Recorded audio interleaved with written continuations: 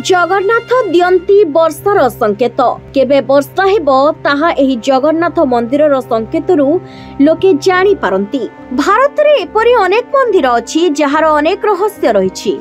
एपरि अनेक रहस्यमय मंदिर उत्तर प्रदेश रो एपरि एक रहस्यमय मंदिर उत्तर प्रदेश रो कानपुर रे अवस्थित बेहेटा ग्राम रे अछि।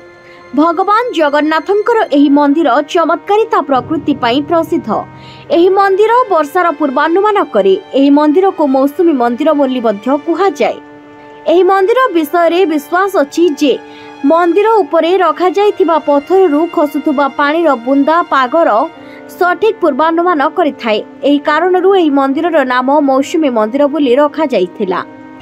मौसुमी आसिबा पूर्वरु एही मंदिरर छातरे लागिथिबा एक विशेष पत्थर पानीर बुंदा पड़िबा आरंभ हुए।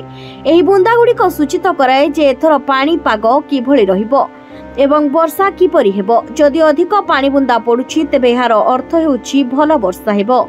अन्य पक्षरे जदि छोट छोट पानी बुंदा पड़े तेबे कम वर्षा हेबो बोली माना जाए। लोक माने एही मंदिररु संपूर्ण वर्षार आकलन करंती। पानीपाग विशेषज्ञ माने मध्य नियमित भाबरे परिदर्शन करंती। तेबे एहार रहस्य आज पर्यंत भी वैज्ञानिक माने जानि पारि नाहंती।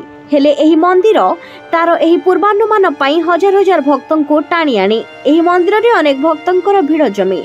एही मंदिर को अनेक भक्त माने छुटी आसंती प्रभु जगन्नाथंकर दर्शन करिबा पाई।